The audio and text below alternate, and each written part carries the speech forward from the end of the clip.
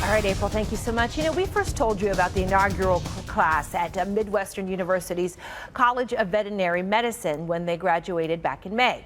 Now they are focusing on actually applying their knowledge to help animals. And first up is Mr. Stubbs. So we want to check in with Kylie. She's showing us how they are helping an alligator in need. Hey, Kylie.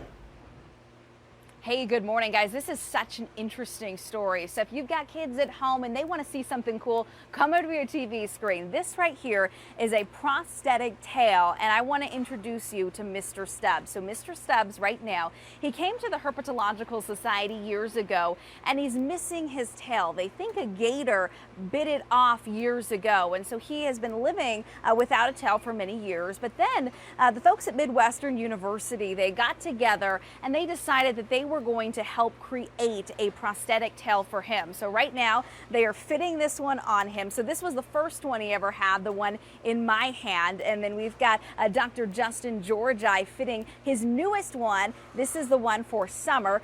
Dr. Justin, I know you're working on this right now. Tell me a little bit about what you're doing. Well, right now I'm just securing the tail prosthesis to his back end.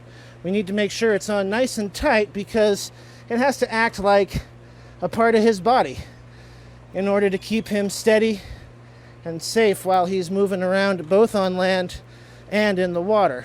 Tell me a little bit about his story. He was brought here years ago and kind of a unique situation. He was rescued and he lost his tail because somebody, another gator bit it off. Yeah, when he was rescued, he was already missing the tail. So we have to fill in some of the details ourselves. But as you said, most likely it was bitten off by another alligator because he wasn't being housed properly. But it was housed with an alligator who was just too big. Thought Mr. Stubbs made a nice meal. So the tail was probably bitten off. We can tell. We've taken x-rays of the tail region. We can see where the bones in the tail are crushed and broken, never healed properly. That tells us pretty well it's got to be some sort of crushing or biting trauma. But that's all we know. We don't even know exactly how old he is. We don't know how he managed to survive.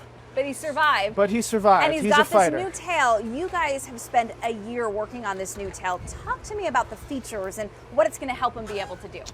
Well, so unlike a lot of the animals we're used to looking at, dogs, cats, things like that, the tail in the alligator is a huge part of them.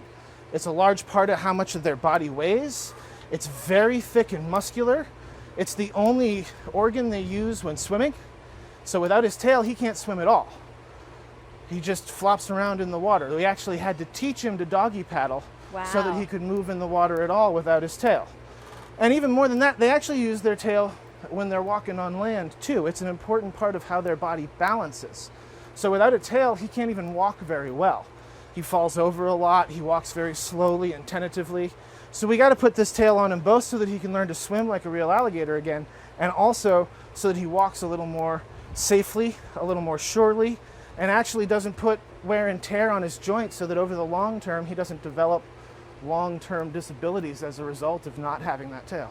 Last question. Obviously, you see prosthetics a lot. You know, if somebody maybe suffered a trauma or if they've got a disease or something, they have a prosthetic leg or an arm. Talk to me about how this right here is going to help, prosthetics in general with humans and how the research and technology is really going to make a big difference. Well, there's obviously a big human focus in prosthetics, but in all of these rehabilitation sciences, one of the things that goes on is there's actually a lot of back and forth between the animal sciences and the human sciences. So a lot of the things we think of as physical therapy today have been developed on animals and then used on humans, and a lot of the physical therapy that's used on animals today, it was physical therapy from humans and is now being translated to animal rehabilitation. In terms of specifically prosthetics, we're learning a lot here about the very detailed effects of balancing this prosthetic precisely. As I said, he can't walk unless that tail properly balances his body. And so we have to figure out how best to work that balance into a prosthetic, how to make it exactly the right size, how to make it exactly the right length, and that's going to tell us how to best fit that prosthetic to him. Awesome. This has been so cool to learn a little bit more about this alligator. Guys, we're going to come up and tell you even more cool stories at about 9:45, but for now we're going to take a quick break. More Good Morning Arizona straight ahead.